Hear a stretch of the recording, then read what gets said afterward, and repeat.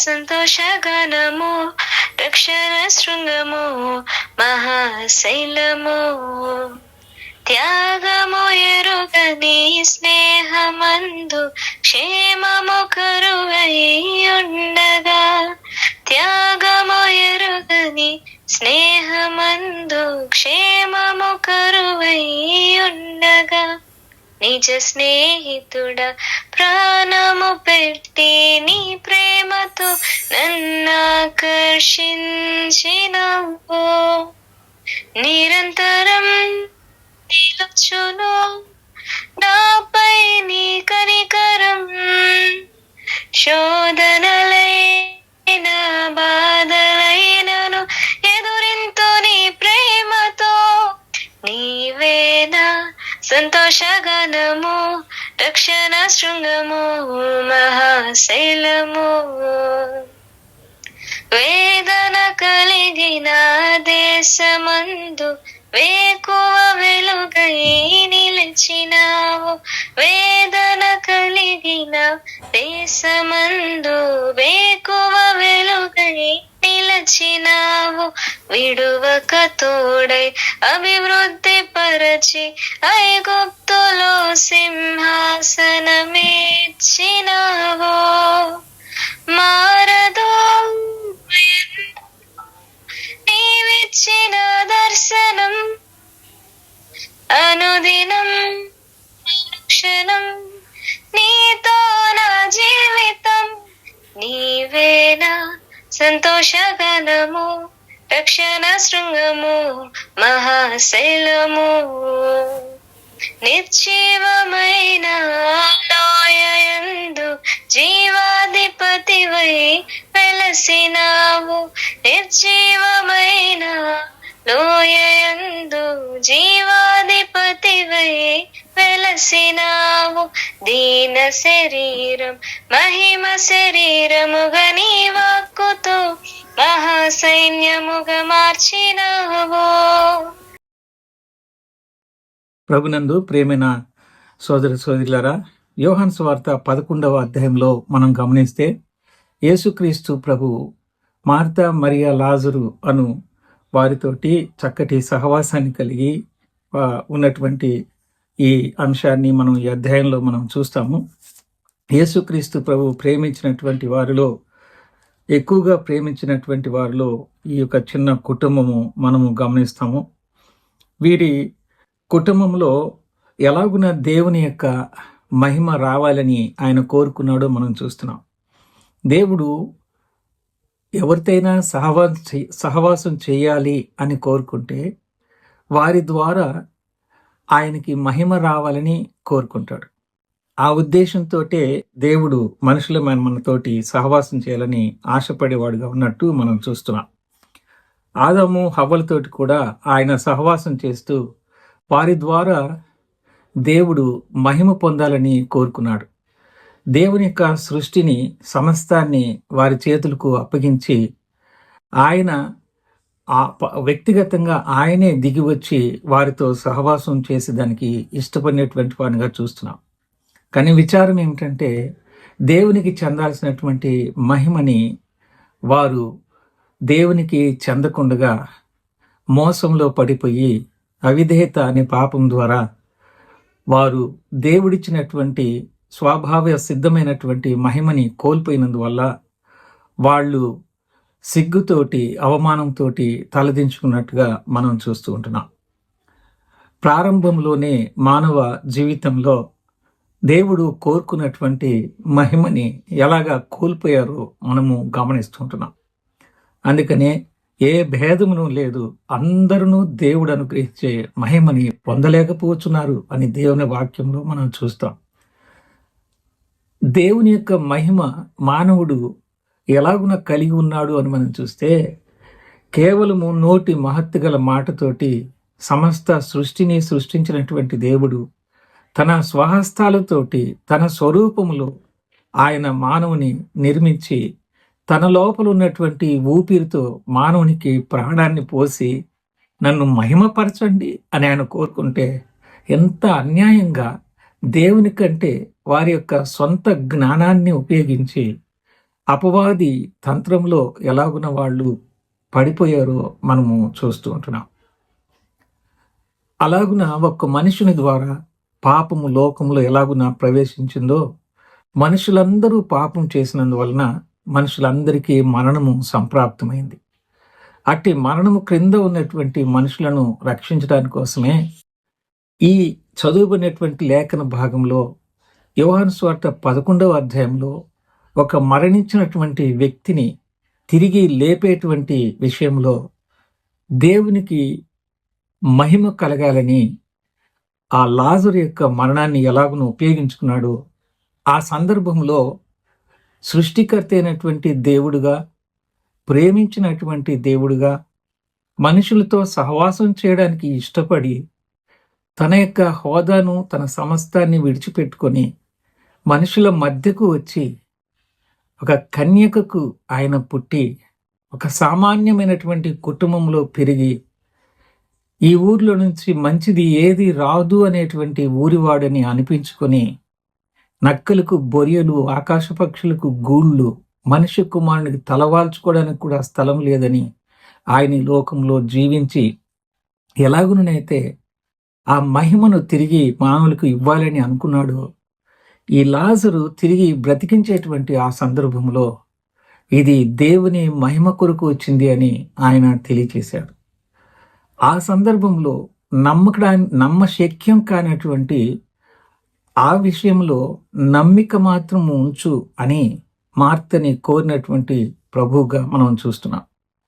మొదట 4వ వచనంలో చూస్తే, యోహాను సువార్త 11వ అధ్యాయం 4వ వచనంలో, యేసు అది విని, ఈ వ్యాధి మరణము కొరకు వచ్చినది కాదు గాని దేవుని కుమారుడు దాని వలన మహిమపరచబడినట్లు దేవుని మహిమ కొరకు వచ్చినదని అని 5వ వచనంలో యేసు మార్తను, ఆమె సహోదరిని లాజరును ఎక్కువగా ప్రేమించినటువంటి మాటని మనం చూస్తూ ఉంటున్నాం.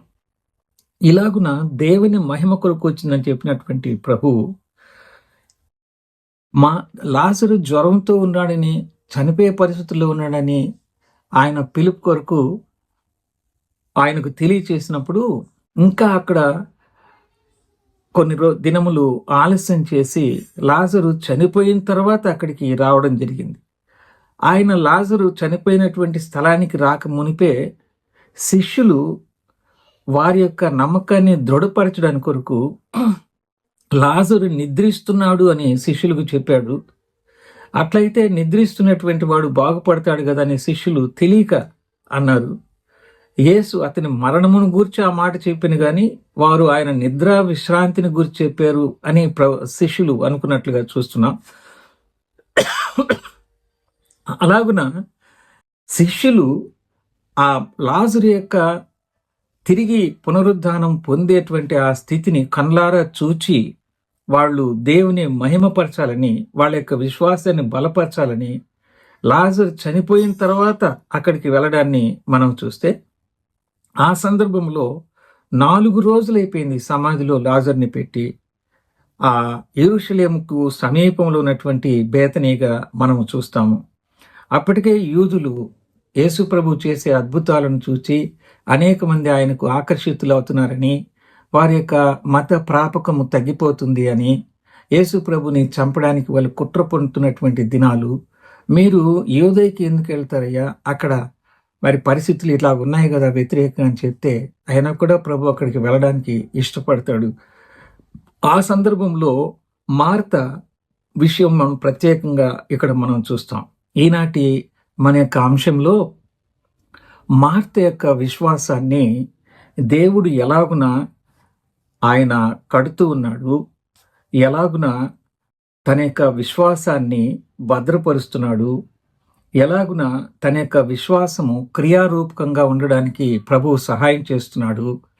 ఆ యొక్క విశ్వాసము, మార్తలో ఉన్నటువంటి విశ్వాసము ఇతరుల్లోనూ కూడా వెళ్ళేటట్టుగా మార్తను ఎలాగా తన వాగ్దానంతో ధైర్యపరుస్తున్నటువంటి సందర్భాలు మనం చూస్తే, ఈ భాగంలో యేసుక్రీస్తు ప్రభువు మార్త యేసు వచ్చుచున్నాడని విని ఆయనని ఎదుర్కొన్న వెళ్ళిన గాని మరియ ఇంటిలో కూర్చుండి ఉండినని మాట 20వ వచనంలో చూస్తాం.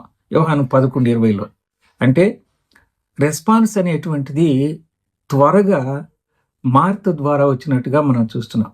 కానీ ఆ మార్త యేసు ప్రభు వస్తున్నాడనే సంగతిని విని బయటికి వెళ్ళింది యేసు ప్రభుని ఎదుర్కోవడానికి.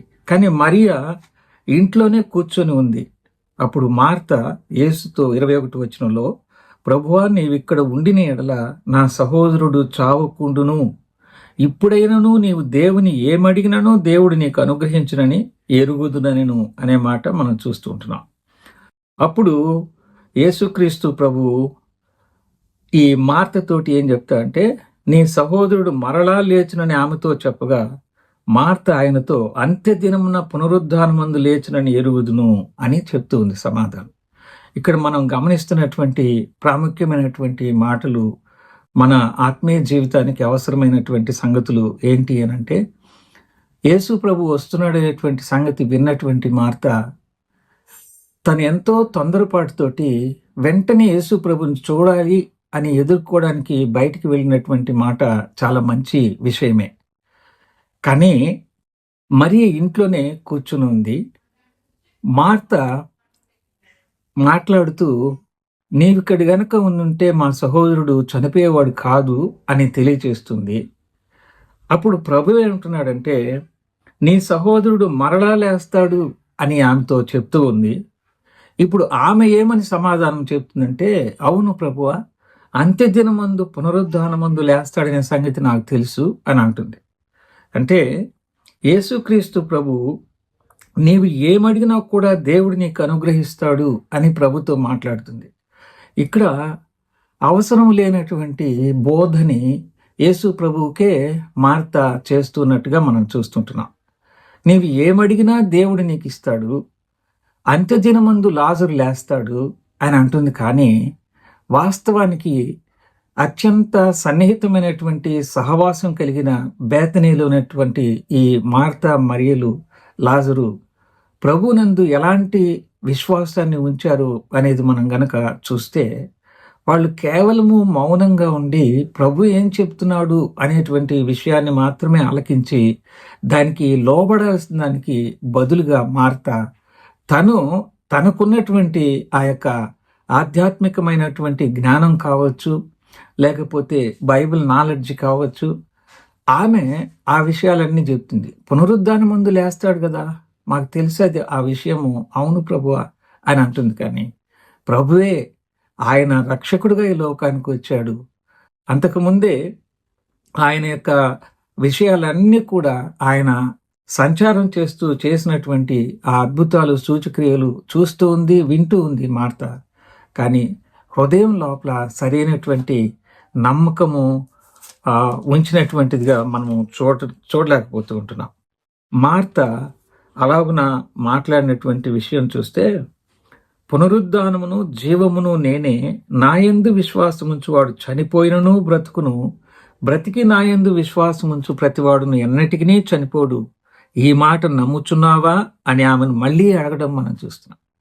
దుష్కారంగా మార్తని తృణీకరించకుండా ప్రభు లోపలికి ఇంట్లోనికి తీసుకుని వెళ్ళి, ఇంట్లో మరి ఆ మరియతో పాటుగా ఉండాల్సినటువంటి ఆ విధానం కంటే ముందుగానే ఆ మార్తని కలుసుకున్నటువంటి ఆ సమయంలోనే మార్త ప్రభు వారి యొక్క ఇద్దరి మధ్యలో ఉన్నటువంటి ఆ సంభాషణ మనము చూస్తూ ఉంటే, మార్త యొక్క విశ్వాసాన్ని ఆయన కడుతూ ఉండేటువంటి ఆ సందర్భంలో, అవునమ్మా, పునరుద్ధానమందు ఆయన లేస్తాడని నీవు నమ్ముతున్నావు కదా, నేనే ఆ పునరుద్ధానాన్ని, జీవాన్ని అని ప్రభు మార్తకు, నాయందు విశ్వాసం ఉంచినటువంటి వాడు చనిపోయినా బ్రతుకుతాడు అని తెలియజేశాడు.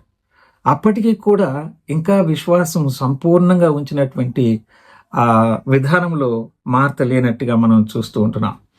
ఆ తర్వాత మనం చూస్తే ఆ 27వ వచనంలో ఆమె, అవును ప్రభువా, నీవు లోకమునకు రావలసిన దేవుని కుమారుడైన క్రీస్తు అని నమ్ముచున్నానని ఆయనతో చెప్పెను అనే మాటలు ఆమె చెప్తూ ఉంది. ఆమె ఈ మాట చెప్పి వెళ్ళి, బోధకుడు వచ్చి నిన్ను పిలుచుచున్నాడని తన సహోదరి అయిన మరియను రహస్యముగా పిలిచెను అనే మాటని ఇక్కడ చూస్తాం. ఈమె యాక్టివిటీస్ అన్నీ చూస్తే తొందరపాటు ఎక్కువగా ఉండి లేని విషయాలను కూడా ఆమె చెప్తూ ఉన్నటువంటి విధానాన్ని మనం చూస్తుంటున్నాం. ఇందులో మనం ఏం చూస్తున్నాం అంటే, obedience is the mother of all Virtus. మనకున్నటువంటి సుగుణాలన్నింటిలోకి అతి ప్రాముఖ్యమైనటువంటి సుగుణము ఏదై ఉండాలి అనంటే లోబడము, ఒబీడియన్స్ అనేటువంటిది. దేవునికి లోబడేది మనం నేర్చుకుంటే అదే క్రమశిక్షణ మన పై స్థాయిలో ఉన్నటువంటి అధికారులకు లోబడడానికి మనకు నేర్పిస్తుంది. అడిగినటువంటి ప్రశ్న కంటే అవసరం లేనటువంటి జవాబులు ఇవ్వడం ద్వారా యేసు ప్రభు అయితే ఆమెను సరిచేయడానికి ఇంకా మాట్లాడుతూ సరిచేస్తూ వస్తున్నాడు. కానీ లోకంలో ఉన్నటువంటి అధికారులు అంత సమయాన్ని వెచ్చించి మన యొక్క క్షేమాన్ని కోరేటువంటి వాళ్ళు చాలా తక్కువగా ఉంటారు అనేది మనం చూస్తున్నాం. కాబట్టి ప్రభు వస్తున్నాడని ఎదురు వెళ్ళడం మంచిదే, ప్రభు దగ్గర ఆమె సంభాషణ చేయడము మంచిదే. ఆ సందర్భంలో లోపలికి తీసుకుని వెళ్ళడానికి ఆలస్యం అవుతున్నటువంటి మాట మనం చూస్తున్నాము. మరియని ప్రభు పిలుస్తున్నాడు అనేటువంటి మాట చెప్పడం అవసరం లేనటువంటిది. కానీ వారిని ఆదరించడానికి, లాజరును లేపడానికి వచ్చినటువంటి ప్రభు ఆయనే పునరుద్ధానము, జీవము అనేటువంటి ఆ గ్రహింపు లేనటువంటి విధానంలో తను ఎక్కువగా మాట్లాడుతున్నటువంటి పరిస్థితుల వలన ఆయనే పునరుద్ధానము, జీవము, ఆయనే దేవుడు, దేవుని కుమారుడన్నా, దేవుడన్నా, పరిశుద్ధాత్మ అన్నా అన్నీ కూడా త్రిత్వంలో ఏకత్వమైనటువంటి వాడు ఆయన. ఎందుకంటే ఆయన సమీపించనటువంటి తేజస్సులో ఉండేవాడు దేవుడు. ఆయన అదే రీతిగా మనుషుల దగ్గరకు వస్తే ఎవరు కూడా బ్రతకరు అని చూస్తున్నాం. ఆయనంత పరిశుద్ధంగా ఉన్నవాళ్లే ఆయన ఎదుర్కొనగలుగుతారు. ప్రారంభంలో కోల్పోయినటువంటి ఆయన ముఖాముఖి సన్నిధానాన్ని తిరిగి పొందడానికి వసతి కల్పిస్తూ ఆయన మన కొరకై మన శరీరాకారంలో మన రక్తమాంసములలో ఆయన పుట్టవలసి వచ్చింది. అంతేకాని ఆయన దేవుడు అనేటువంటి సత్యాన్ని అక్కడ ఆమె గ్రహించినట్టుగా మనం చూస్తూ ఉంటున్నాం. అంతేకాకుండా తన యొక్క సహోదరిని కూడా మరియని రహస్యంగా వెళ్ళి నిన్ను ప్రభు పిలుస్తున్నాడు, బోధకుడు వచ్చి నేను పిలుస్తున్నాడని చెప్పడాన్ని మనం చూస్తూ ఉంటున్నాం. అలాగన వారి యొక్క సంభాషణ జరుగుతూ ఉంటే వారు సమాధి దగ్గరికి వెళ్ళడము మనం గమనిస్తాం. సమాధి దగ్గర ప్రభు కన్నీళ్లు విడచడాన్ని మనం చూస్తూ ఉంటున్నాం. వారు ఎలాగున మరి ప్రభు వీళ్ళని ప్రేమించాడో చూడండి అని చుట్టుపక్కల వాళ్ళు కూడా అనుకోవడానికి మనం చూస్తుంటున్నాం. గ్రుడ్డివాడికి చూపించినటువంటి ఈయన ఈ జ్వరంతో ఉన్నటువంటి లాజర్ని బ్రతికించలేడా అని చెప్పి వాళ్ళు మరి తక్కువ చేసి ప్రభువుని మాట్లాడడము చూచి ప్రభు తనలో తాను మూలిగినట్టుగా మనం చూస్తుంటున్నాం. ఇక్కడ సంపూర్ణ మానవుడిగా, సంపూర్ణ దేవుడిగా ఉన్నాడు. కానీ ఎందుకు ఆయన ఎమోషన్ అవుతున్నాడు, ఎందుకు ఆయన కన్నీళ్లు కారుస్తున్నాడు అని అంటే ఆ యొక్క సన్నివేశంలో ఆయన యొక్క దైవత్వాన్ని గమనించినటువంటి చుట్టూ ఉన్నటువంటి ఆ యూదులు చాలా మంది వారిని ఆదరించడానికి వచ్చి ఆ సమయంలో అక్కడ ఉన్నారు. వాడు ఆయన యొక్క దైవత్వాన్ని గమనించలేనటువంటి స్థితిలో ఉన్నటువంటి వారిని చూచి ప్రభు మరి తన లోపల ఎమోషన్ అయినట్టుగా, భావోద్వేగానికి గురైనట్టుగా తన యొక్క కన్నీటి ద్వారా తెలియచేసినట్టుగా మనం ఈ భాగంలో మనం గమనిస్తూ ఉంటున్నాం. అలాగను వచ్చి ఆయన ఈ 39వ వచనం చూస్తే, యేసు రాయి తీసివేయడని చెప్పగా చనిపోయిన వాని సహోదరి అయిన మార్త, ప్రభువా అతడు చనిపోయి 4 దినములైనది గనుక ఇప్పటికీ వాసన కొట్టునని ఆయనతో చెప్పాను అని మాట చూస్తూ ఉంటున్నాం. ఇక్కడ కూడా చూడండి ఎన్నిసార్లు మార్త తొందరపడి మాట్లాడుతూ ఉంది. విస్తారమైన పనులు పెట్టుకున్నావు నువ్వు, అవసరమైనది ఒక్కటే, మరియ ఉత్తమమైనది ఎంచుకుందని మరొకసారి ఆయన ముందు భాగాల్లో మాట్లాడినటువంటి విషయం మనం చూస్తుంటున్నాం. ఇప్పుడు కూడా తన యొక్క తొందరపాటు పరిస్థితులు మనం గమనిస్తూ ఉంటున్నాం. వాస్తవానికి అది నిజమే కావచ్చు, కానీ ప్రభువు ఆర్డర్ ఇస్తూ ఉన్నప్పుడు ఆయన అధికారానికి అప్పగించుకోవాల్సినటువంటి స్థానంలో ఉన్నటువంటి మార్త ఏమని చెప్తూ ఉంది? ప్రభు రాయి తీసివేయడని చెప్పినప్పుడు చనిపోయిన వాని సహోదరి అయిన మార్త, ఎంతసేపటికి మార్త మార్త మార్త అని మనం చూస్తూ వస్తుంటాం. ఈనాటి మన అంశంలో మనం ఇందులో నుంచి ఏమి నేర్చుకోగలుగుతున్నాము అనేది ధ్యానపూర్వకంగా మనం వింటే, ప్రభు చెప్పేటువంటి మాటల్లో ప్రభువా అతడు చనిపోయి 4 దినమైనది గనుక ఇప్పటికీ వాసన కొట్టునని ఆయనతో ఆమె చెప్పినట్టుగా మనం చూస్తుంటున్నాం. వాస్తవానికి అది నిజమే కావచ్చు. 4 రోజులైన తర్వాత వాసన రావడం నిజమే కావచ్చు. కానీ అది ఒక గుహగా ఉంది సమాధి. దానికి ఒక రాయి పొర్లించి పెట్టారు. ఆ రాయిని తొలగిస్తే వాసన రావడం వాస్తవమే. కానీ ప్రభు ఎందుకు తొలగించమన్నాడు అని ఆలోచన చేయాలి కదా. ప్రభువా నీవు ఇక్కడ ఉండుంటే నా సహోదరుడు బ్రతికేవాడు అని ఆమె అండంలో ప్రభు పట్ల ఆమె ఉన్నటువంటి విశ్వాసాన్ని మనం చూస్తున్నాం. నేనే పునరుద్ధానము జీవమమ్మ, చనిపోయి నా యందు గనుక విశ్వాసం వస్తే చనిపోయినా బ్రతుకుతాడు, బ్రతికి నా యందు విశ్వాసం నుంచి మళ్ళీ ఇంకా చనిపోడు, అంటే అక్కడ రెండో మరణం నరకం ఉండదు అనేటువంటి మాటల్ని ప్రభు చెప్పినా కూడా ఇక్కడ కూడా ఆమె రాయిని తొలగించమని చెప్పి ప్రభు చెప్పినప్పుడు ఆయన ఇచ్చినటువంటి ఆదేశానుసారంగా ఆమె ఊరికినే మౌనంగా ఉండాల్సినటువంటిది. కానీ అక్కడ ఏమంటుందంటే, ప్రభువా వాసన వస్తుంది అని చెప్పాడు. ఆయన అపరాధములు పాపముల చేత చచ్చినటువంటి మనల్ని బ్రతికించడానికి, ఆయన క్రీస్తు పరిమళ సువాసనగా మనల్ని చేయడానికి ఈ లోకానికి వచ్చాడనేటువంటి విషయాన్ని ఆ సహోదరి గమనించక ఆ మాటలు చెప్పినట్టుగా మనం చూస్తున్నాం. అందుకోసం 40వ వచనంలో మనం చదివిన ముఖ్య వచనంలో, అందుకు యేసు నీవు నమ్మిన ఎడల దేవుని మహిమ చూతువని నేను నీతో చెప్పలేదా అని ఆమెతో ఒక చిన్న వారించినట్టుగా, అమ్మా ఇంతకు ముందే నేను చెప్పాను కదా నీకు, నమ్మిన ఎడల దేవుని మహిమ చూస్తావని అనే మాటని ఆయన ప్రభు మార్తతోటి అన్నట్టుగా చూస్తున్నాం.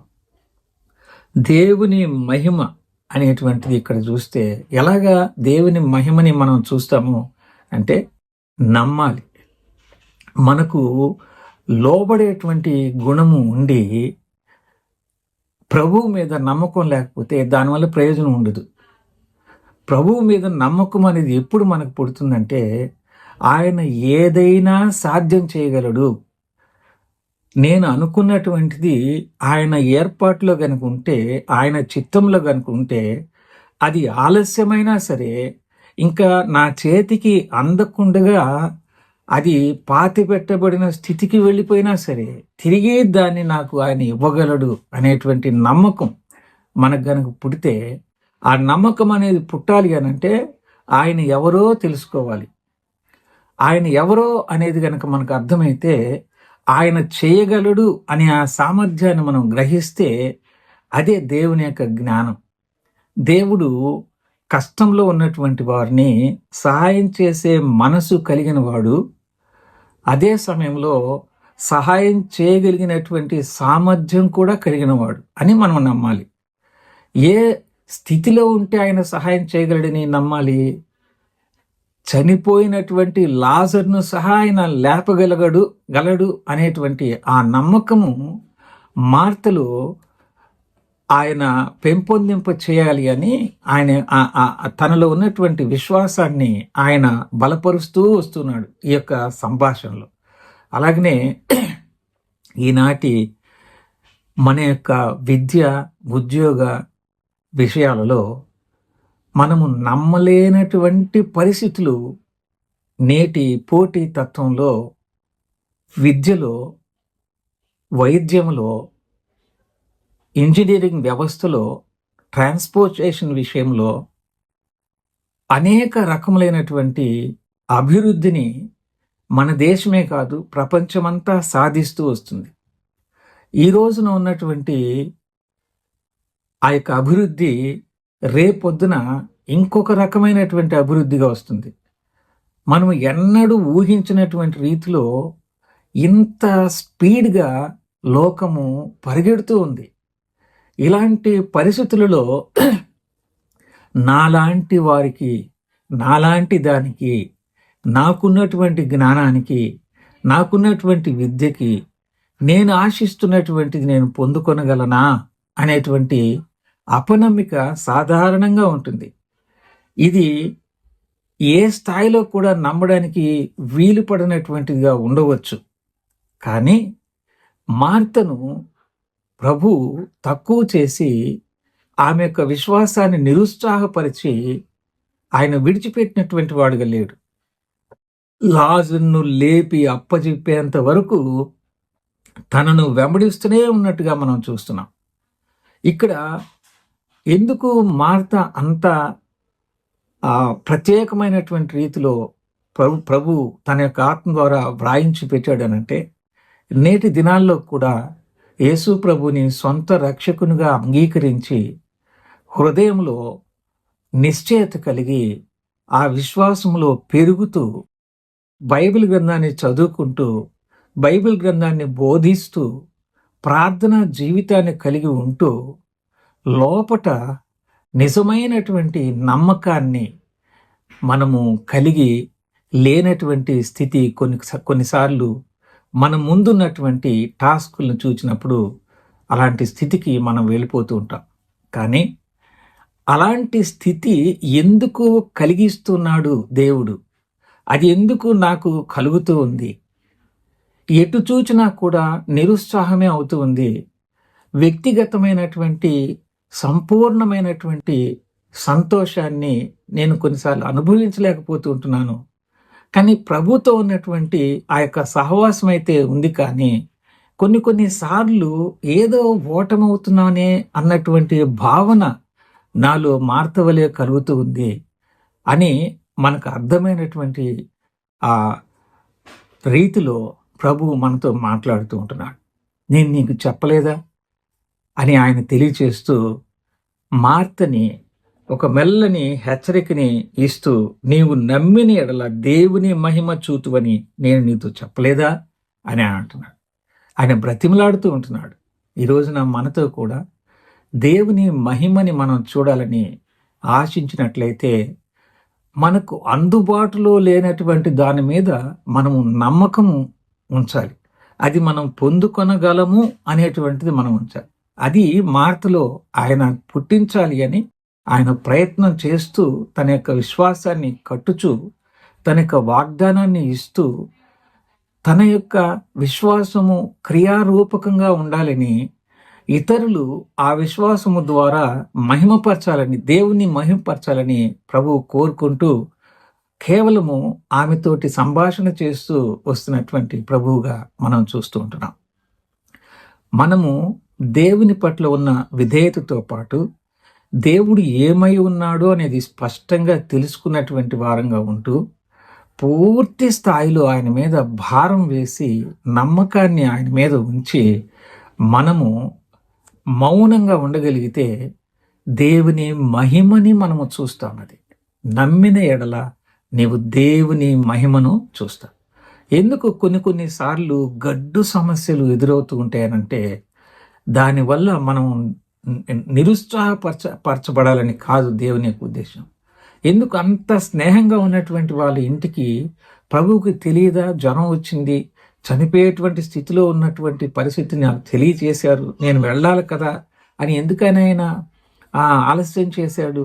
ఒక ప్రక్కన శిష్యుల యొక్క విశ్వాసాన్ని బలపరుస్తున్నాడు. కేవలము 11 మంది శిష్యులు యూదా ఇస్కరియోతు పోతే ఆ 11 మంది శిష్యులు తర్వాత పౌలు గారు మత్తయి అనేటువంటి వారిని ఎంచుకోవడం మనం చూస్తున్నాం.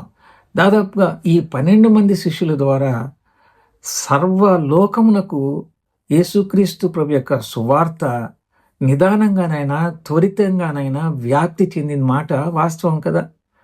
అందుకనే కదా మనం మన దేశంలో ప్రభువుని నమ్ముకొనగలిగాము. ఆ తోమ మన దేశానికి రాబట్టి, ప్రభువుని గురించి చెప్పబట్టి, ఆయన హతసాక్షి అయిపోబట్టి మనము ప్రభువుని నమ్ముకుని రక్షణ పొందాం. ఆయన బలవంతంగా మనలను ఒక రోబోట్ లాగా సృష్టించి, మనము రోబోట్కి ఏదైతే మనం ఫీడ్ చేసి పెడతామో దానిని మనం ఏదైతే చేస్తామో అడుగుతామో అది చేసేటట్టుగా మనం పెడతాం. మానవులు ఊహించడానికి వీలు లేనటువంటి విధానంలో నేడు ఆర్టిఫిషియల్ ఇంటెలిజెన్స్ అనేది కూడా మనం తెచ్చుకొని మీలాంటి వాళ్ళ ద్వారా వ్యాప్తిలో అది నేటి దినాల్లో ఉన్నట్టుగా మనం చూస్తున్నాం. కానీ దేవుడు మనలను అట్లా సృష్టించలే. మన యొక్క ఇండివిజువాలిటీని దేవుడు గౌరవించాడు. 2 మార్గాలు ఉన్నాయి మీ ఎదుట, ఒకటి జీవ మార్గం, రెండవది మరణ మార్గం. ఏది కోరుకుంటారో మీ ఇష్టం అని ఆయన తెలియచేశాడు. మనిషిగా ఏది ఉత్తమమైనదో అది పరిశోధించి తెలుసుకో, ఇంతే కదా నిన్ను దేవుడు అడుగుతున్నాడు అని అంటున్నాడు. కాబట్టి దేవుని యొక్క ఉద్దేశము మన మనస్ఫూర్తిగా మనము ఆయనను గురించి తెలుసుకొని, ఆయనను నమ్ముకొని, ఆయనను వెంబడిస్తూ, ఆయనను మహిమపరచాలని కోరుకున్నారు. కానీ ఒక రోబోట్ను తయారు చేసి ఆయన ఇష్టం వచ్చినట్టుగా మనలను వాడుకోవడానికి దేవుడు ఇష్టపడినటువంటి వాడు కాదు.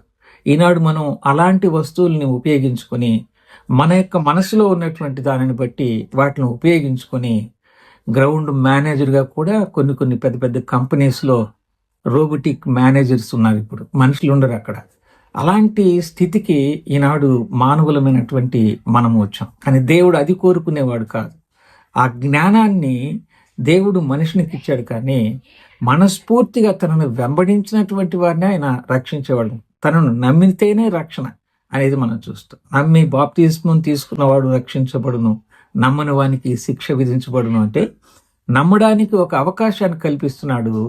ఒకవేళ నమ్మకపోతే ఈ నా మాటలే మీరు నమ్మలేదు కాబట్టి ఈ నా మాటలే మిమ్మల్ని తీర్పు తీరుస్తాయి, దాని ద్వారా శిక్ష ఉంటుంది, రక్షించబడినటువంటి వ్యక్తిగా మీరు ఉండాలి, నన్ను మీరు మహిమపరచాలి అని కోరుకునేటువంటి దేవునిగా ఈ వాక్య భాగంలో మనం చూస్తూ ఉంటున్నాం.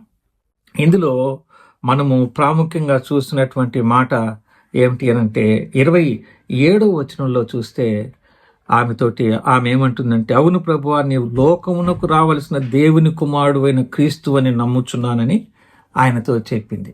కానీ దేవుని యొక్క ఆ విశ్వాసంలో యేసు ప్రభువే ఆయన అనేటువంటి నమ్మకము తను కనపరిచినట్టుగా మనకు కనబడదు.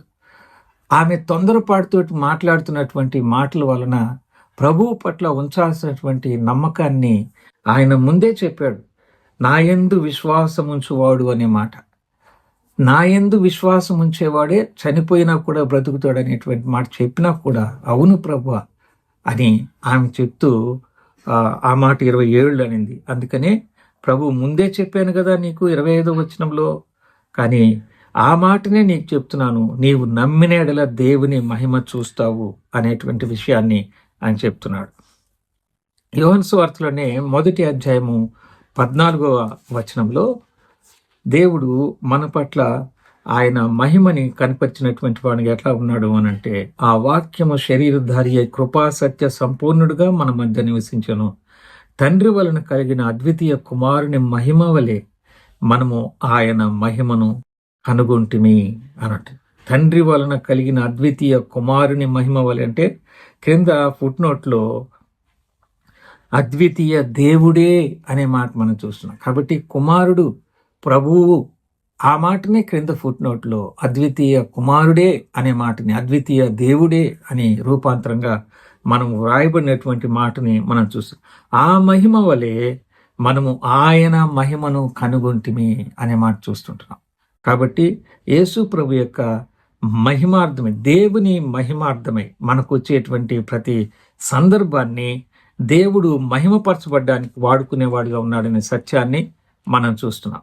గుడ్డివాడికి చూపించినటువంటి సందర్భంలో కూడా 9వ అధ్యాయంలో 3వ వచనంలో మనం చూస్తే యేసు ప్రభు వీడైనను వీని కన్నవారైనను పాపము చేయలేదు, కానీ దేవుని క్రియలు వీని యందు ప్రత్యక్షపరచబడుటకే వీడు గుడ్డివాడుగా పుట్టాడు. గుడ్డివాడిని మనం చూస్తే ఏం పాపం చేశాడో అని అందరూ అనుకున్నారు. కానీ వాడు కానీ వాళ్ళ తల్లిదండ్రులు కానీ పాపం చేయలేదు, దేవుని క్రియలు ఇతని యందు ప్రత్యక్షం కావాలని ఇలాగ వచ్చింది అని. మరి ఒక వాక్య భాగంలో కొందరికి ఆయన గుడ్డి వాళ్ళుగా, కుంటి వాళ్ళుగా, రకరకాలుగా వాళ్ళకు పుట్టినప్పుడు ఎందుకు ఇలాగ పుట్టారు అని మనం అడగడానికి లేదు, ఎందుకు ఇలాగ చేశాడు దేవుడు అని అడగడానికి లేదు. అందుకనే దేవుడు ఇది దేవుని క్రియలు అతని యందు ప్రత్యక్షం కావాలని ఏర్పాటు చేశాడని మాట చూస్తుంటాం. మనకు బుద్ధి కలగడానికి ఎన్నో రకరకములైనటువంటి పరిస్థితులు మనము చూడడానికి దేవుడు అనుమతించేటువంటి వాడుగా ఉంటాడు. 12వ అధ్యాయంలో ఇక్కడనే యోహాను సువార్తలోనే 12వ అధ్యాయం 41వ వచనంలో మనం చూస్తే అక్కడ ఈ రీతిగా మనం చదువుకుంటాం. యెషయా ఆయన మహిమను చూచినందున ఆయనను గూర్చి ఈ మాటలు చెప్పాను అనే మాట మనం చూస్తున్నాం. యెషయా భక్తుడు ఏమని వ్రాసాడు అనంటే ప్రభువుని గురించి, వారు కనులారా చూచి హృదయంతో గ్రహించి మనస్సు మార్చుకుని నా వలన స్వస్థపరచకుండానట్లు ఆయన వారి కనులకు అంధత్వం కలుగజేసి వారి హృదయం కఠినపరచని ఆ యూద జనాంగంలో ప్రభువుని చూస్తూ ఉన్నటువంటి వాళ్ళు కూడా ప్రభువుని నమ్మనటువంటి స్థితిలో ఉన్నటువంటి మాటలు చెప్తూ ఆ మాట రాశాడు. 38వ వచనంలో, ప్రభువా మా వర్తమానము నమ్మిన వాడెవడు, ప్రభు యొక్క బాహువు ఎవనికి బయలుపరచబడింది అని యెషయా గ్రంథం 53వ అధ్యాయం 1వ వచనాన్ని తీసుకొచ్చి ఈ భాగంలో యేసు ప్రభు యెషయా చెప్పిన ప్రవచనాన్ని ఆయన కోట్ చేస్తూ మాట్లాడుతున్నాడు. యెషయా ఆయన యొక్క మహిమని చూచాడు కాబట్టి ఆ మాటలు పలకగలిగాడు అని. ఎవరు పోతారు అని అంటే నేనున్నానని చెప్పాడు. అతి పరిశుద్ధుడైనటువంటి దేవుని ముఖాముఖిగా చూచి నా పెదవులు అపవిత్రములయ్యా అని చెప్పినప్పుడు ప్రభు తన యొక్క పెదవుల్ని మరి పరిహారం శుద్ధి చేసినట్టుగా 6వ అధ్యాయంలో మనము చూస్తాం. ఎందుకు అనంటే ఆయన మహిమను చూచినటువంటి వారు, దేవుని మహిమని మనం చూడాలని దేవుడు కోరుకున్నటువంటి వాడుగా మనం చూస్తాం. 62వ కీర్తన 2వ వచనంలో మనము ఈ రీతిగా మనం చూస్తాం. 62వ కీర్తన మొదటి 2 వచనాలు మనం చూస్తే అక్కడ, నా ప్రాణము దేవుని నమ్ముకొని మౌనముగా ఉన్నది, ఆయన వలన నాకు రక్షణ కలుగును, ఆయనే నా ఆశ్రయదుర్గము, ఆయనే నా రక్షణకర్త, ఎత్తైన నా కోట ఆయనే, నేను అంతగా కదిలింపబడను అని అంటాడు. దేవుని నమ్ముకుని నా ప్రాణము మౌనముగా ఉన్నది. ఎంత నిబ్బరంగా ఉంటుందంటే దేవుని నమ్ముకున్నటువంటి వారికి అంత నిబ్బరంగా ఉంటుంది. పరిస్థితులు ఎలాగునా ఉన్నా కానీ ఆ యొక్క దేవుని నమ్మకము అనేటువంటిది, దేవుడు ఏమై ఉన్నాడో మనకు తెలుసు కాబట్టి ఆయన మహిమని యెషయా చూచాడు కనుక ఆయనను గురించి చెప్పగలుగుతూ ఉంటున్నాడు. మన జీవితంలో ప్రత్యక్షంగా మనకు సంభవించేటువంటివి దేవుని మహిమ కొరకు వచ్చాయని మనం జ్ఞాపకం చేసుకోవాలి. మనకు అసాధ్యమైనటువంటి ఎందుకు ముందు పెట్టాడు, ఎందుకు ఇలాంటి కోరికలు పుట్టించాడు, మనం ఎందుకు వీటి మీద ప్రయాసపడుతున్నాము అని అంటే, దేవునికి మహిమ రావడానికి ఒకప్పుడు ఆ కష్టాలని దేవుడు ఉపయోగించుకునేటువంటి వాడుగా ఉంటాడు. తర్వాత మనం ఏం చేస్తాం, ఖాళీగా ఉండం. దేవుడు చేసిన ఆ మహిమని ఇతరులు అనేకులకు చాటించేటువంటి వారంగా ఉంటాం. యేసు ప్రభు ద్వారా స్వస్థత పొందిన వాళ్ళైనా మేలు పొందిన వాళ్ళైనా వాళ్ళు ఊరికనే లేరు, ఆయనను గురించి ప్రకటిస్తూ ఉన్నటువంటి వారిగా మనము గమనిస్తాం. కనుక ఈ రీతిగా ఆయన యొక్క మహిమ ఎలాగున ఉంది అనేటువంటిది ఆ దేవుని యొక్క భక్తులు వారు ప్రత్యక్షంగా చూచి వారు తెలియచేసినటువంటి మాటని మనము ఇందులో మనం చూడగలుగుతున్నాం. 2 కొరింథీ పత్రికలో 3వ అధ్యాయంలో 18వ వచనంలో మనం మాట మనం చూస్తాం. 2 కొరింథీ పత్రిక 3వ అధ్యాయము 18వ వచనంలో, మనమందరమును ముసుకులేని ముఖముతో ప్రభు యొక్క మహిమను అద్దము వలె ప్రతిఫలింపజేయచ్చు, మహిమ నుండి అధిక మహిమను పొందుచు ప్రభువు ఆత్మచేత ఆ పోలికగానే మార్చబడుచున్నాము అంటాడు. మహిమ నుండి అధిక మహిమను పొందుచు అని ప్రభువు ద్వారా పొందినటువంటి మహిమ, మనము మహిమ నుండి అధిక మహిమ అంటే ఈ మహిమ గల దేహములు మనం పోగొట్టుకున్నటువంటి మహిమను దేవుడు మనకి ఇచ్చి ఈ శరీరాన్ని విడిచిన తర్వాత అధిక మహిమ పొందేటువంటి మహిమ దేహాలను పొందేటువంటి వారినిగా చేస్తారు. లాజరు చనిపోయి తిరిగి లేచిన తర్వాత అక్కడ ఉన్నటువంటి యూదులందరూ కూడా ఎవరైతే తిరస్కరించాలని కోరుకుని వచ్చారో వారు లాజరు బ్రతకడం వాళ్ళు కళ్ళలారా చూచి ప్రభువుని విశ్వాసం ఉంచినటువంటి వారుగా చూస్తున్నారు. అలాంటి విశ్వాసం ఉంచడం ద్వారా లాజర్ను కూడా ప్రభుతో పాటు చంపేయాలని చెప్పి అక్కడున్న మిగిలినటువంటి యూదులు ఆలోచన చేసినట్టుగా మనము గమనిస్తూ ఉంటున్నాం. మన జీవితంలో మనము ఎదుగుతూ ఉంటే, దేవుని యొక్క మహిమ మన ద్వారా లోకములో ప్రకటించబడుతూ ఉంటే, ఎంతమంది అణిచివేయాలని చూచినా కూడా ఒకసారి దేవుడు మనల్ని ఆశీర్వదించాలని కోరుకుంటే ఆ యొక్క ఆశీర్వాదాన్ని ఆయన కొనసాగింప చేసేటువంటి వాడుగా ఉంటాడనే సత్యాన్ని అందులో మనము గమనిస్తుంటున్నాం. దానియేలు గ్రంథంలో 2వ అధ్యాయంలో మనము 23వ వచనంలో ఏమని చూస్తామంటే, మా పితరుల దేవా, నీవు వివేకమును బలమును నాకు అనుగ్రహించి ఉన్నావు, మేమడిగిన ఈ సంగతి ఇప్పుడు నాకు తెలియజేసి ఉన్నావు గనుక నేను నిన్ను స్తుతించుచు ఘనపరుచుచున్నానని దానియేలు తెలియచేయడాన్ని మనం చూస్తున్నాం. ఏమంటున్నాడు దానియేలు ఇక్కడ? నీవు వివేకమును బలమును నాకు అనుగ్రహించావు అంటున్నాడు. నా జ్ఞానం కాదు, నా వివేకం కాదు, నీవిచ్చినటువంటి వివేకం, నీవిచ్చినటువంటి బలం. ఎలాగొచ్చాయి అవి? దానియేలు ఆ యొక్క రాజుగారు కళను గురించి, ఆ కళ భావాన్ని గురించి చెప్పాలి. లేకపోతే దేశంలో జ్ఞానులందరినీ చంపేస్తాడు దానియేలని విని, రాజుగారు చంపేస్తాడని దానియేలు విని, తనతో పాటు ఉన్నటువంటి ఏ జ్ఞానులైనా కూడా చనిపోకూడదనేటువంటి మంచి ఉద్దేశాన్ని కలిగి ఆ సంగతిని ఎవరితో పంచుకున్నాడు అనంటే, ఈ భాగంలో 18వ వచనంలో మాట చూస్తాం. తానును తన స్నేహితులను బబులోనులో తక్కిన జ్ఞానులతో కూడా నశింపకుండానట్లు ఆ కళ యొక్క మర్మ విషయంలో పరలోకమందున దేవుని వలన కటాక్షం పొంది నిమిత్తమై ఆయనను వేడుకొనుడని వారిని హెచ్చరించానని మాట చూస్తున్నాం. తన స్నేహితుల దగ్గరికి పోయి, అప్పుడు దానియేలు తన ఇంటికి పోయి తన స్నేహితులైన హనన్యాకును, మిషాయేలునకును, అజర్యాకును సంగతి తెలియచేసి, దానియేలు ప్రార్థనా జీవితాన్ని తన స్నేహితులతో పంచుకొని, స్నేహితులతో కలిసి ప్రార్థన చేసి, దేవుడిచ్చినటువంటి వివేకము, దేవుడిచ్చినటువంటి బలము అని చెప్పాడు. కానీ తన యొక్క జ్ఞానం ద్వారా ఆ యొక్క సందర్భంలో ఆయన తప్పించబడినట్టుగా ఉన్నటువంటి మాట మనం చూడడం, ఆ కాంటెక్స్ట్ మనం చూడటం లేదు. కానీ అక్కడ మనం చూస్తున్నటువంటిది ఏంటంటే, దేవుడిచ్చినటువంటి జ్ఞానం, దేవుడిచ్చినటువంటి వివేకం నన్ను ఇంతగా చేసే అనేటువంటిది దానియేలు చెప్తూ ఉన్నాడు. ప్రధాన మా స్థితిలో దానియేలు తన యొక్క స్నేహితులు ఉండడానికి గల మూల కారణం ఏంటంటే, దేవుని సన్నిధిలో వాళ్ళు ప్రార్థనా జీవితాన్ని కలిగి ఉండడమే. లోక సంబంధించినటువంటి ఎటువంటి అధికారులకి మనం లోబడి ఉండాలి, కానీ అదే సమయంలో దేవునికి లోబడి ఉండేదానికంటే ఎక్కువగా, అంటే అక్రమంగా, అన్యాయంగా ఏ లోక సంబంధించిన రాజులైనా అధికారులైనా ఇది చేయండి అని అంటే చేయాల్సినటువంటి పని లేదు. చట్టానికి మనం లోబడి ఉండాల్సినటువంటి అవసరత 100కి 100 పాళ్ళు ఉంది. కానీ దేవునికి మేము లోబడాలన్నా, మనుషులకు లోబడాలన్నా మీరే చెప్పండి అని అపోస్తలుడైన పౌలు గారు తెలియజేస్తాడు. అంటే దేవుని యొక్క జ్ఞానాన్ని, ఈ లోక సంబంధించినటువంటి ఆ విద్య ద్వారా మనం పొందినటువంటి ఆ జ్ఞానాన్ని ఉపయోగించి, ఇది నాకు కష్టపడితే వచ్చినటువంటిది అనే మనసు మనలో ఎప్పుడు కూడా ఉండకూడదు. చదువుకోవడానికైనా దేవుని సన్నిధిలో మరి ప్రార్థన చేసి మనం పొందుకున్నటువంటి ఆ జ్ఞానమే అని మనం తెలియచేసే వాళ్ళం ఉండాలి. దేవుడిచ్చిన వివేకము, దేవుడిచ్చినటువంటి జ్ఞానముని దానియేలు అలాగ చెప్తున్నాడు, అలాగున మనం చెప్పగలిగినటువంటి వారంగా ఉండాలని మనం చూస్తుంటున్నాం. యేసు ప్రభు కూడా ఆయన చేసినటువంటి అద్భుతంలో ఆయన ఏం చెప్తా అంటే, తండ్రి ఇవన్నీ నాలో నుంచి చేస్తున్నాడు అనేటువంటి మాటని ప్రభు తెలియచేసినట్టుగా మనం చూస్తుంటున్నాం. మన జీవితంలో కూడా దేవుడు మన ద్వారా ఆయన మహిమ పరచబడినప్పుడు ఇది కేవలము దేవుని ద్వారా జరిగినటువంటిది అనే సత్యాన్ని మనం గ్రహించి ఆయనని మనం మహింపరిచేటువంటి వారంగా ఉండాలని మనం చూస్తున్నాం. ఇందులో ప్రాముఖ్యంగా మనం ఏం చూస్తున్నామనంటే, యేసు ప్రభు మరియ యొక్క విశ్వాసాన్ని కడుతున్నటువంటి వానిగా చూస్తున్నాం. ఆ నమ్మకాన్ని దేవుని పట్ల మరియకు కలిగేటట్టుగా ఆయన సహాయం చేస్తున్నవాడుగా మనం చూస్తున్నాం. అలాగునే తనకు నీవు నమ్మితే దేవుని మహిమ చూస్తావని ఒక వాగ్దానాన్ని ఇస్తున్నాడు.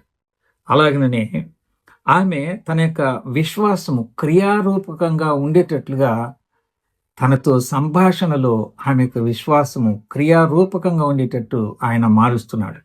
చివరిలో ప్రభువా వాసన వస్తుందని అంటే కూడా, నేను నీకు చెప్పలేదమ్మా, నమ్మిక మాత్రం ఉంచమని, దేవుని మహిమ చూస్తావని అని ఆయన వారించినట్టుగా చెప్తున్నాడు. కానీ ఆయన యొక్క ప్రథమమైనటువంటి ఉద్దేశం ఏమిటి అంటే, తన విశ్వాసము క్రియారూపకం కావాలి అని ఆయన కోరుకుంటున్నాడు.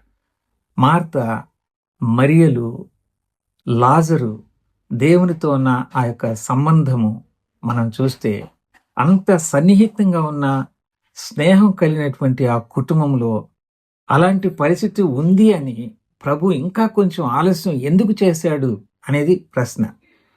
ఎందుకు చేశాడు? వారి ద్వారా దేవునికి మహిమ రావాలి.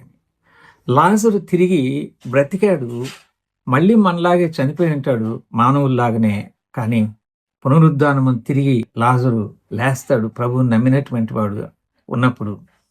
మనం కూడా ఈ లోకంలో ఉన్నప్పుడు ఆయన యందలి విశ్వాసం కలిగి, ప్రార్థనా జీవితాన్ని కలిగి, వాక్య అనుభవం కలిగి ఉన్నా కానీ కొన్నిసార్లు నమ్మడానికి వీలు పడినటువంటి పరిస్థితులు మన ఎదురుగా ఉన్నప్పుడు వాటిని కూడా మనం ప్రభు సాధ్యం చేయగలడు, ఆయన అనుకుంటే ఏదైనా సాధ్యం అవుతుంది, ఆయనకు అప్పగించుకోవాలి అని ఆయన ఎలాంటి వాడో తెలుసుకొని, అంత గొప్పవాడుగా ఉన్నాడు కాబట్టి నేను నమ్ముకుంటున్నాను, నా కొరకు రక్తం చిందించడానికి దిగివచ్చినటువంటి వాడు, కుమారుని అనుగ్రహించడానికి ఇష్టపడినటువంటి తండ్రి నాకు ఇంకేమైనా ఇవ్వగలడు అనేటువంటి ఆ చంచలమైనటువంటి విశ్వాసం మనలో కలగాలి అని, ఆ విశ్వాసం ద్వారా దేవుడు మన పట్ల చేసేటువంటి అసాధ్యమైనటువంటి వాటిని నమ్మమని ఆయన చెప్పాడు.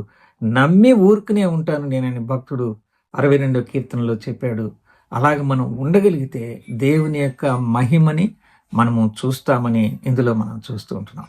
కాబట్టి ఈ రీతిగా దేవుని యొక్క వాక్యాన్ని మీతో పంచుకోవడానికి నాకు ఇచ్చిన ఈ సమయం కొరకై మీకందరికి కూడా వందనాలు తెలియచేస్తూ, ఇంకా యేసు ప్రభుని నమ్మకుండా ఉన్న వాళ్ళు ఉంటే, యేసు ప్రభు జీవం కలిగినటువంటి దేవుడు, ఆయన సృష్టికర్త అయినటువంటి దేవుడు, ఆయన ఏమైనా సాధ్యం చేయగలడు, మన కోసము ఆయన రాగలడు, మన కష్టాన్ని ఆయన సుఖమయం చేయగలడు, మన కన్నీటిని ఆయన సంతోషంగా మార్చగలడు. మన ద్వారా చుట్టూ చూస్తున్నటువంటి వారు దేవుణ్ణి కూడా మహిమపరిచేటట్టుగా మన యొక్క కష్టాన్ని ఆయన ఉపయోగించుకోవడానికి కొన్నిసార్లు అలాంటి పరిస్థితుల్లో మనం వెళ్ళడానికి ఆయనే అనుమతిస్తాడు అనేది కూడా మనం ఇందులో చూస్తుంటున్నాం. మార్త వల్లే అడిగిన ప్రశ్నకు వేరే అన్నీ చెప్పకుండా, ఆయనకు చెప్పినటువంటి విధానంలో మనం కనబడకుండా ఆయనకు లోబడి ఊరికినే ఉంటే, మార్త ఎలాగైతే తన యొక్క తమ్ముడిని పొందుకుందో సహోదరుని, అలాగనే మరియ ఏమీ మాట్లాడకుండానే ఆ యొక్క సహోదరుని పొందుకున్నట్టుగా మనం చూస్తుంటున్నాం. మన ఆత్మీయ జీవితానికి అవసరమైనటువంటి సందేశాన్ని ఈ రీతిగా మనం ధ్యానం చేస్తుంటుండగా ఏవైనా సరిచేసుకోవాల్సినట్టు ఉంటే వాటిని సరిచేసుకొని ప్రభువుకి మన ద్వారా మహిమ వచ్చేటట్టుగా మన వంతు ప్రయత్నం మనం చేద్దాం. అందరికీ వందనాలు.